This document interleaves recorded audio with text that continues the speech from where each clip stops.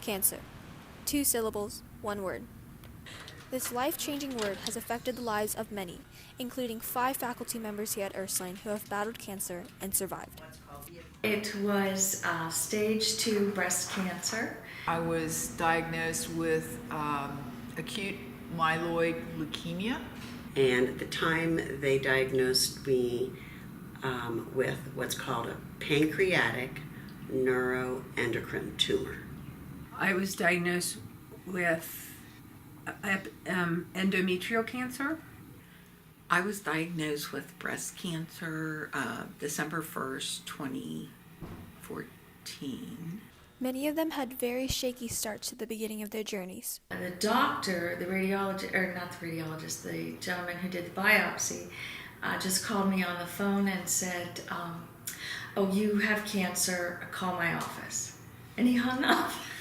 My gynecologist called me on my cell phone here at work and just blurted out that I had cancer.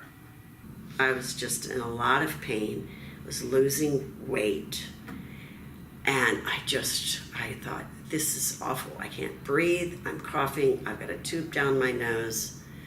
That was hard. And I was trying to find inspiration, but it wasn't coming. How did they find motivation? They found motivation in the smallest of things, everywhere. Miss Redmond and Callie Redmond, when they would be coming to school in the morning, they'd always get a shot of the sunrise from the bridge crossing the Ohio River, or they get a shot of this or a shot of that. And I missed seeing the flowers bloom out here outside the shop building. And they would just send me pictures, and it was like, oh my gosh, there's a life out there. My best friend lives in Arizona, Julie, another Julie. I called her the night that I found out, and I needed to talk to her because we've been a constant source of support for each other. The thing that stuck out for me was that she told me that she remembered that I met her exactly 47 or 48 years ago to the day I called her. And that's the kind of thing. Yeah, it makes you know that you're important to somebody, and so you have to fight. My inspiration came from my brother Joe, because he was further along in his journey.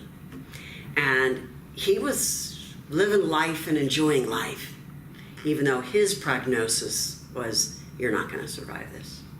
So it was amazing to me when I looked at how positive he was, almost every day. He chose to be positive. Throughout their journeys, they were able to build a huge support system around them.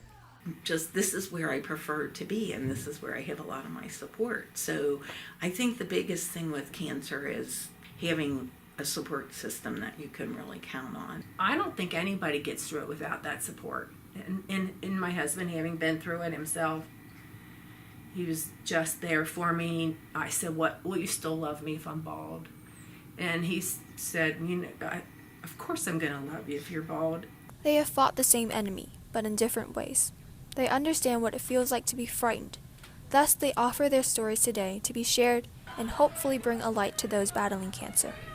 Keep fighting, keep praying, and keep looking for that support.